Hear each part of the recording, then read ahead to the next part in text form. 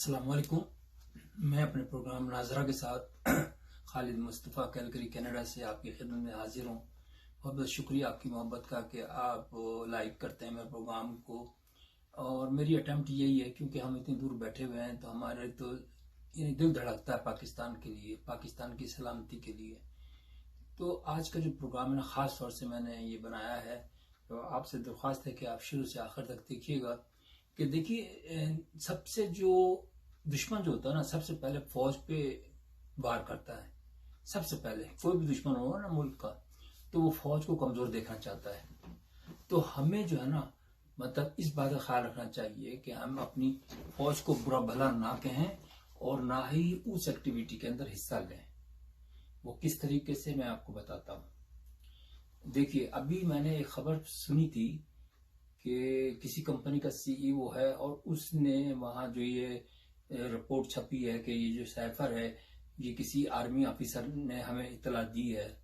तो इसको जरा सा थोड़ा एनालाइज कर लीजिए कि नंबर एक बात तो ये है कि भाई कौन सा आर्मी ऑफिसर है जिसने दिया, पहले ये तो पूछे हमसे गवर्नमेंट लेवल पर कि भाई आप बताएं ना, आप तो सू करें उनके ऊपर कि हमें बताएं उस आर्मी का ऑफिसर का नाम बताएं। तो यकीनन अगर आर्मी को आप बता दें कि भाई यार ये नाम है और इसने बताया है, अगर मिसाल के तौर पर उसने बताया, अब तो ऐसी बात होती नहीं है। कोई भी आर्मी ऑफिसर, आप खुद भी अक्ल से भी काम लें कि आर्मी ऑफिसर अपनी नौकरी को खतरे में कैसे डालेगा, मुझे बताइए। हमेशा ऐसी जो इतलात होती हैं वो तो छुप के दी जाती है ना, आप सोचिए। और दूसरी बात ये भी हो सकता है कि पीटीआई के अपने आदमियों ने पैसे दे के उसको कहो इस किस्म की खबरें लगाओ, क्योंकि जब तक आप फौज से नहीं लड़ेंगे ना, जब तक आपको फायदे हासिल नहीं होंगे। दुश्मन की मैं बात कर रहा हूं, तो आप इसको भी जरा गौर से देखें। तो और दूसरी बात यह है कि मैं तो यकीन मानिए कि इमरान खान के लिए हमदर्दी रखता हूं। इसलिए नहीं कि वो, मतलब इसलिए कि भाई देखो, अगर किसी को कुत्ते ने तो नहीं काटा पाकिस्तानियों को, वो तो बेचारे सारे इंतजार में थे कि कोई मसीहा आ जाए। और वो अब जब इसने कहा कि मैं तो नेक काम करूंगा, मैं तो बहुत अच्छा हूं और मैं ये हूं वो हूं, तो हालांकि पीछे जब देखा तो ये तो सारा गंदगी का ढेर है। तो लोगों का जो एतमाद टूटता है ना, सबसे बुरी बात दुनिया के अंदर किसी का एतमाद टूटना है, यकीन मानिए। अब हमें जो है ना बहुत सोच फूक फूक के कदम रखना है। मैं बता दूं आपको, हमें हर एक की जिम्मेदारी है कि हम अपने वतन की हिफाजत के लिए अपनी जान का नजराना भी अगर जरूरत पड़े तो हम दे दें। देखिए, अब ये लंदन में जो हो रही है चीजें कि कोई किसी को कुछ कह रहा, नाम रख रहा, ये इमरान खान साहब ही ने ये रिवाज डाली थी। अगर आप गौर से देखिए कि मौलाना फजलुर रहमान को डीजल कहना शुरू कर दिया, उसका नाम ये रखना। ये तो स्कूलों के अंदर होता है, जो हम करते थे, यार उसके नाम ये रख दो, उसका नाम ये रख दो। ये तो स्कूलों में होता था। तो आप एक बड़ी लीडर, एक बड़ी उसके क्या होता है, जमात के लीडर हैं, आपको तो नहीं चाहिए था इस किस्म की हरकतें करते। अब वो आदत पड़ गई उनको, वो ये समझते हैं कि अब वो शान अली कोई है, मेरा ख्याल पढ़ता तो है नहीं वो, पता नहीं किस लोफर टाइप का आदमी है। तो मतलब ये, मैं ये नहीं कह रहा करो जो मर्जी आए करो, लेकिन आपके मुल्क का क्या क्या बेकार होगा और किस तरीके से लोग सोचेंगे कि ये सड़कों पे लड़ते फिरते हैं। तो अपने मुल्क में तो ये, और मैं आपको बताता हूँ, अल्लाह ना करे, अल्लाह ना करे कभी ऐसी बात हो कि हमारे वतन को खतरा हो। क्यों जिस तरह ये जा रहे हैं ना, ये डिटोरिएट कर रहे हैं, ये कोई इंप्रूवमेंट मैंने तो अभी तक देखी नहीं, सच्ची बता रहा हूँ।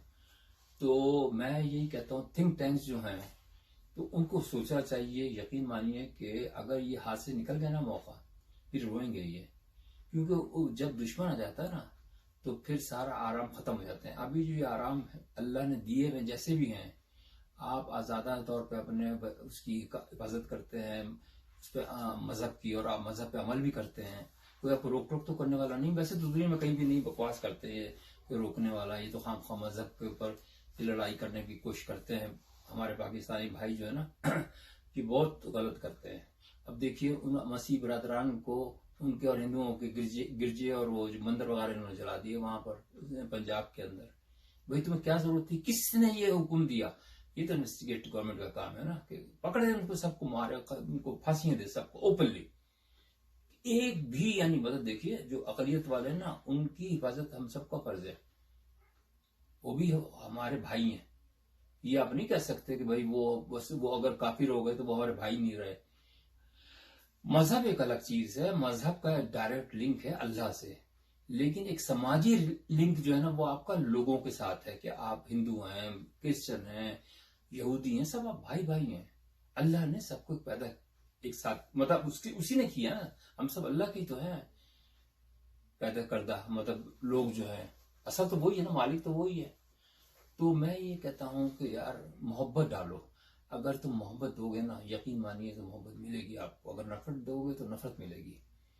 अब ये बिल्कुल नाजुक मरला है इस वक्त, 12 महीने दिए है ना IMF को, लोग ये समझ रहे हैं, आराम से बैठ गए कि जी निगरान हुकूमत भी आ गई। अब निगरान हुकूमत तो मुझे ये लग रहा है कि कोई भी इतना अच्छा नहीं है, ये जो वजीर आजम साहब है ना, अब पता नहीं, अल्लाह बेहतर जानता है, काम कर रहे हैं।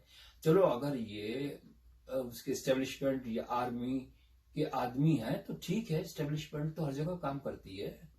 अमेरिका के अंदर उसको सदर जो था, जो पुराना सदर 57 के अंदर जिसको कत्ल कर दिया था, कैनेडी, तो उसने रूस से ताल्लुकात बढ़ाए थे तो उसको उन्होंने उड़ा दिया था। ये पॉलिसी मैटर्स होते हैं, इसमें आप आम आदमी को मुदाखलत नहीं करनी चाहिए। हाँ, तावक्ते कोई ऐसी बात हो जाए जो कि मुल्क के लिए खराब हो।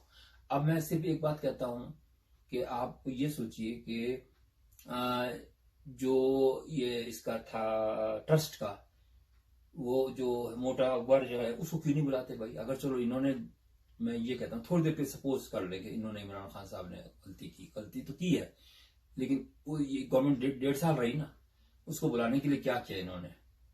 मुझे ये बताइए। मोटे अकबर को बुलाते, उसने ये कहा कि भाई मुझे कहा लंदन की गवर्नमेंट ने कि इसको खुफिया रखना है, जो उनकी डिपार्टमेंट है, हालांकि उन्होंने कहा था ओपन करना है, तो चलो आओ सामने आओ। और दूसरी बात ये, चलो उसको भी छोड़ दे आप, जिन्होंने 7-8 आदमी जो है ना, जिन्होंने जो वो थे वजीर थे, उन्होंने साइन किए बगैर देखे लिफाफे, तो उनको सजा मौत तो दो पहले, सबसे पहले। क्योंकि वो इसलिए कि आप इसको सीरियसली ले, अगर आप अभी भी सीरियस नहीं हुए ना तो फिर आप कभी भी नहीं होंगे सीरियस। इसलिए कि क्या पता बंद लिफाफे में यार किस कदर बड़ा क्राइम है ये, आप सोचे तो सही, कोर्ट भी नहीं सोच रही। अब शायद वो INS वो जो है वो जज साहब वो शायद सोचें, लेकिन पुराने जज तो जाहिर उनके तो भाई के ऊपर करप्शन का इल्जाम है, शबरम केस मशहूर है, लेकिन उन्होंने तो यहाँ तो वो कोई होता तो वो लेता ही नहीं है इतना बड़ा ओहदा, आप सोचिए। तो अब ये है कि भाईजान, मेरे पाकिस्तानी भाइयों, फौजियों और तमाम गवर्नमेंट के इदारों, आप लोग अच्छे हैं, खुदा के वास्ते अपने जो आपस के वो ताल्लुकात अच्छे बनाए, कुछ दो और कुछ लो की पॉलिसी पर। मतलब देखें, ये सोचना सही ना कि आखिर लोग क्यों परेशान हैं, रीजन तो देखें ना, क्योंकि बढ़ती चल जाएगी बीमारी और फिर आपके कंट्रोल में किसी की भी नहीं आएगी। अभी तो मजाक मजाक में है ना कि भाई चलो उसने उसको आर्मी को बुरा कह दिया, आर्मी ने उसको बुरा कह दिया, उसने उसको पकड़ लिया, उसने उसकी बेइज्जती कर दी। इमरान खान ने जो कुछ किया है ना तो उनको भुगतना पड़ेगा, सीधी सीधी बात है। और फिर अगर दूसरों ने इस दौर में किया है तो निगरान हुकूमत करे ना उसको, कि अगर उसने कोई गलत काम किया तो करे उसको, उनको पकड़े। लेकिन इमरान खान अब बचने वाले नहीं है, ये तो बात भूल जाए आप। इसलिए उसकी एक वजह है, उसकी वजह यह है कि उन्होंने अल्लाह को धोखा दिया। जो अल्लाह को धोखा देता है ना तो वो कभी नहीं बचता। इंसान को धोखा देने वाला तो बच जाएगा, लेकिन अल्लाह को धोखा देने वाला नहीं बचेगा। उन्होंने एतमाद का रिश्ता अवाम के साथ उड़वाया कि अवाम को, बेचारी अवाम तो बहुत मासूम है, पाकिस्तानी अवाम। वो उसने कहा यार ये मसीहा आ गया, चलो यही सही कर देगा, इस्लामी रियासत देगा। इस लोग समझ, उनकी ख्वाहिश है कि भाई इस्लामी रियासत आए। इस्लामी रियासत का ये मतलब नहीं कि नाम की रियासत हो, मतलब बेचारे गरीबों को भी इंसाफ मिले। अभी आपने तो चलो वकील कर लिए 10-1000 वकील कर लिए, उनको पैसे भी दे दिए, चलो अपनी जेब से नहीं दिए, लेकिन जो गरीब होता है उसके तो पैसे ही नहीं होते, वो किधर, वो तो मर जाएगा, खुदकुशी कर लेगा। अभी इसको नहीं सोच रहे, तो मेहरबानी करके आप एक तो निजाम को सही करें। अभी आपको पड़ी ना, इमरान खान साहब को पड़ी ना, उसके अंदर गए जेल के अंदर, और वो तो जाहिर जेल है, आप क्या मांगेंगे कि वहां एसी मिले आपको? एसी तो नहीं मिलेगा। जेल है भाई, सबके लिए जेल है। जो दूसरे लोग बैठे हुए वो भी तो बेचारे जेल में बैठे हुए हैं ना, तो आपको कैसे मिल जाए सहूलतें? हाँ, अगर आप अपनी गवर्नमेंट के अंदर कुछ रिफॉर्म्स करते, आप कैदियों के लिए भी, वो भी इंसान है बेचारे, गलती हो या जानबूझ के हो या अनइंटेंशनल हो या इंटेंशनल हो, पर इंसान है। दुनिया में क्राइम कभी खत्म नहीं होते, शुरू से चल रहे हैं और आखिर तक चलते रहेंगे दुनिया में। हम समझ रहे थे कि अमेरिका के अंदर कम होते हैं कत्ल, यहाँ से ज्यादा कत्ल होते हैं, सजाए मौत भी होती हैं, लेकिन फिर भी नहीं मानते लोग। तो आप उसको सजा कर देंगे ना, तो फिर माशरे के अंदर बेहतरी आएगी।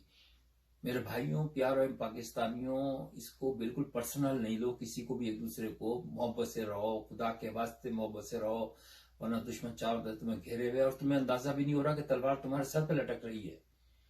अब भी वक्त है कि सुधर जाओ और अल्लाह बेहतर करेगा वैसे, लेकिन ये है कि दुआई कर सकते हैं सब मिलके, तो इस आफत से मुकाबला करो।